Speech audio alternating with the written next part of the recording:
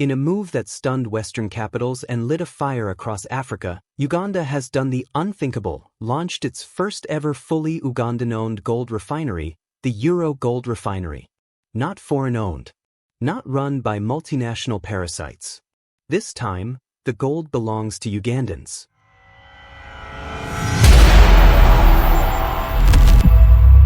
This isn't just a refinery. It's a declaration of war on centuries of exploitation. A middle finger to the neo-colonial order. A thunderclap of economic defiance echoing the revolutionary footsteps of Captain Ibrahim Traoré in Burkina Faso. The West didn't see it coming, and now they're panicking. Because from Kampala to Ouagadougou, a new Africa is rising. One that dares to say, our gold, our wealth, our future. Built on Kadago Road in Kamwokia, Kampala, the Euro Gold Refinery is more than bricks and machines. Commissioned in early 2025 and owned by local entrepreneur Feni Bernard, it marks the first time in history that Uganda controls the full gold value chain. No more raw exports. No more rigged deals. It's the end of smuggling, fraud, and betrayal, and the beginning of something far more dangerous to the old world order, African ownership. For years, Uganda's gold was a curse dressed as a blessing, ripped from the soil, smuggled out, and sold for scraps while foreign companies and corrupt insiders made billions. The people got nothing. The nation's coffers were drained. Communities sat in poverty while their wealth built skyscrapers in Europe. No more. The Euro Gold Refinery is a thunderclap, Uganda's declaration that the looting ends now. For the first time, the country will mine its own gold, refine it on its own soil, and keep the profits where they belong, with Ugandans. This refinery is a lifeline for small-scale miners in Karamoja, Bija, and New Bend, men and women who've long been cheated by greedy middlemen and foreign buyers. Now they'll get fair prices, real markets, and dignity for their labor. No more shady deals. No more theft disguised as trade. Processing gold locally means the wealth stays home, flowing into schools, hospitals, roads, and jobs. At the launch, Energy Minister Dr. Ruth Nankabirwa Sentamu didn't mince words. She called it a battle cry to formalize the gold sector, stop the fraud, and finally let Uganda earn what it's owed. She also pushed for training a new generation of Ugandan engineers and technicians, and linked the refinery to the Bank of Uganda's domestic gold purchase program, ensuring the state itself builds reserves from its own gold. The timing couldn't be more urgent. In 2024, $34 billion in gold was illegally exported, no permits, no accountability.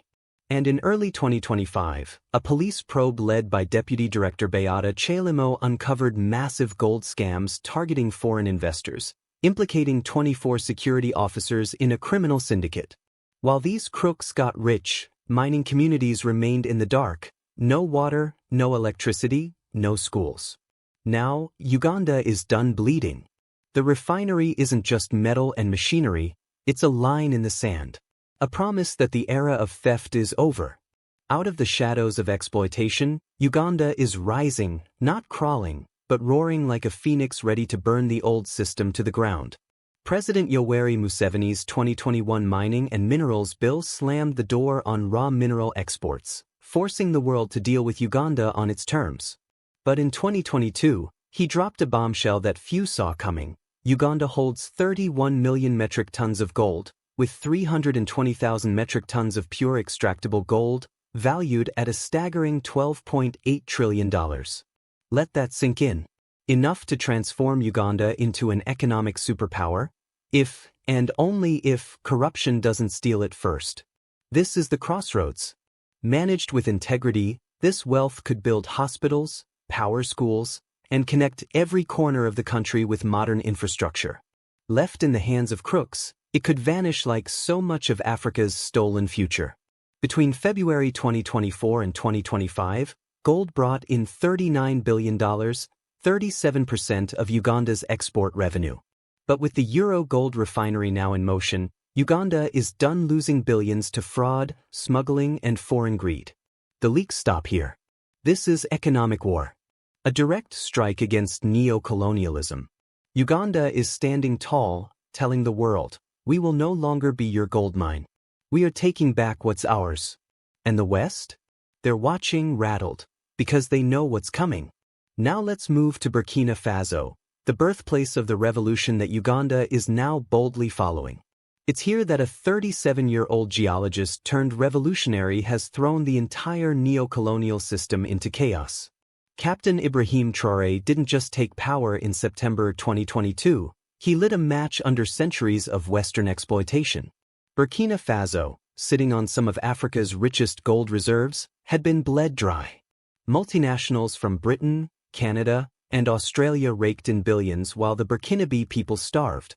Gold made up 80% of exports, yet the country sat near the bottom of the Human Development Index, 185 out of 193.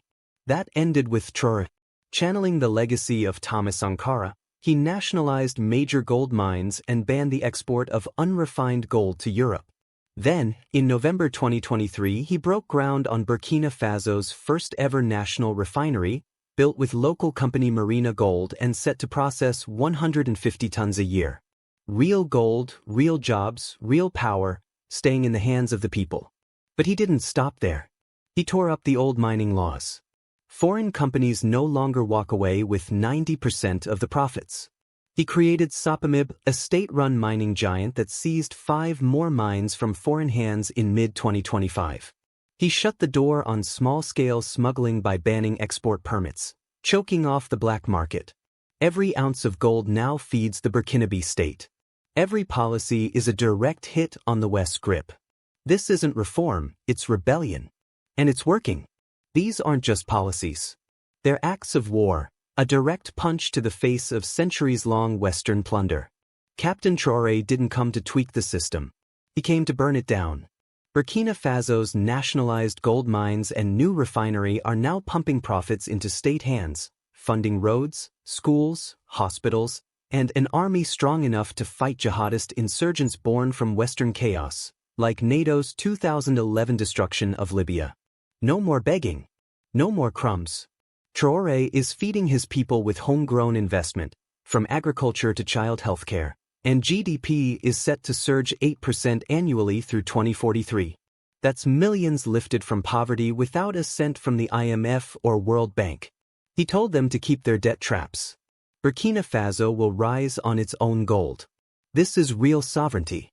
A nation choosing its people over puppetry. And Uganda is following that blueprint. So should every African country. Let's stop pretending. The West has looted Africa for centuries, through slavery, colonization, and crooked deals backed by corrupt African leaders who sold us out. They took the gold, diamonds, oil, cobalt, and left us with poverty. That chapter is closing. The Democratic Republic of Congo holds 70% of the world's cobalt, powering the phones in your hand and the batteries in your cars, yet its people live on less than $2 a day. Zambia and Zimbabwe have copper and lithium. Nigeria and Angola have oil. But the profits? They vanish. Because Western corporations, backed by their governments, lock in crooked deals that hand them up to 90% of the wealth. Africa gets the leftovers. Before Traoré, Burkina Faso's gold mines were 100% foreign-owned. Billions flowed to London and Toronto, while villages next to the mines had no clean water or power. In Uganda, $3 billion in gold was smuggled out in 2024 alone, aided by corrupt officials and foreign syndicates. Even the currency was rigged. The CFA franc, used by 14 African countries and controlled by France, kept economies chained to European interests. Traoré called it slavery by design. He wasn't wrong. And the betrayal runs deeper. Corrupt African leaders sell out their nations for personal gain. Offshore accounts in Switzerland, luxury homes in Paris, private jets, while their citizens suffer. These leaders don't serve the people. They serve the West and themselves. The IMF and World Bank? Tools of control. Their loans come with poison pills. Privatize everything, slash public services, open markets to foreign giants. The result? Africa bleeds trillions in wealth each year, while its people are left with empty schools, collapsing hospitals, and broken promises. This isn't mismanagement. It's a system built to keep Africa poor and obedient. The West loves to preach democracy and human rights, while propping up dictators and looting Africa blind. They hand out aid with one hand and drain trillions with the other. When Captain Traoré dared to take control of Burkina Faso's gold, the head of U.S. Africa Command, General Michael Langley, accused him of hoarding wealth for power. The irony? Blistering. Even South Africa's economic freedom fighters called it out for what it was, a desperate smear. Why the outrage? Because they're losing control. Leaders like Traoré, and now Uganda, are cutting the West out of the equation. Uganda's Euro Gold Refinery is a direct strike against the global plunder machine. No more raw exports. No more fat foreign middlemen. This refinery keeps the gold and the power in Ugandan hands. It's creating thousands of jobs, building skilled careers, and pumping money into roads, hospitals, ports, and schools. If the gold stays clean, if corruption is kept at bay, Uganda's $12.8 trillion in reserves could ignite a national transformation. Imagine a country where children don't beg for education, where hospitals don't run dry, and where rural farmers finally connect to booming cities. This isn't just progress. It's payback. And it's long overdue. The Euro Gold Refinery is more than a project. It's a chance to flip Uganda's story. But the threat is real: corruption. The 2024 Auditor General's report uncovered billions lost in gold smuggling and dirty deals. The government's response? A crackdown, tougher laws, and the refinery itself. If Uganda stays the course, it could rise as a continental powerhouse and prove that Africa doesn't need handouts. Just control. Burkina Faso already shows what's possible.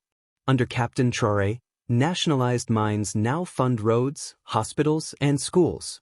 His bold rejection of Western loans broke the cycle of dependency and put gold to work for the people. Hunger is dropping. Child health is improving. Fields are thriving. GDP is set to grow 8% annually, lifting millions out of poverty by 2043. This is the model. This is the proof. Africa can fund its future with its own hands, its own soil. If other nations follow, the shift will be seismic. Young Africans will find real work in mining, tech, and agriculture. Railways will connect capitals. Ports will power trade. Cities will light up. And finally, Africa will stop begging and start dictating the terms. The West relies on our cobalt, our oil, our gold. Imagine the day they come not as masters, but as beggars. That day is coming. Uganda's refinery and Traoré's revolution are sparks in a wildfire of African awakening. This is not a report, it's a call to rise. From the savannas of Kenya to the highlands of Ethiopia, the time has come. Uganda dared. Burkina Faso led. Now the rest of Africa must move or be left behind. We cannot allow corrupt leaders to derail our destiny. We must demand accountability, reject puppet regimes propped up by Western interests, and rally behind leaders who put Africa first. Africa is rich in the soil, gold, diamonds, cobalt, lithium, oil, uranium. But our true wealth lies in our people, our resilience, our spirit. If every African nation follows the path of Burkina Faso and Uganda, we could see a continent transformed. Jobs for our youth, roads to our villages, hospitals for our sick, schools for our children, industries that hum with activity, and economies that soar to new heights. The West never wanted us to see this day. They wanted us divided, dependent, and destitute, forever begging for their scraps while they feast on our wealth. They wanted us to remain a continent of potential, never realizing our power. But Traoré's Burkina Faso and Uganda's Euro Gold Refinery are proof that we are waking up. Africa controls the globe's minerals, 70% of the world's cobalt, vast reserves of gold, oil, lithium, and more. But corrupt leaders have blinded us to our power, selling our birthright for a handful of coins. No more. Let us rise united and claim our destiny. Let us build an Africa that our ancestors dreamed of, that our children will inherit with pride. Let us march forward hand in hand with the courage of Traoré, the vision of Sankara, and the unbreakable spirit of our people. The West is trembling because they know what's coming. They know that an Africa in control of its resources is an Africa that cannot be controlled. They know that our gold, our cobalt, our oil will no longer flow to their banks, but will build our schools, our hospitals, our future. This is our moment, not tomorrow, it's now. It's time to break the chains of neo-colonialism, to rise against the corrupt who've sold our future, and to build an Africa that belongs to us, strong, proud, and unstoppable. If this message speaks to you, don't scroll past.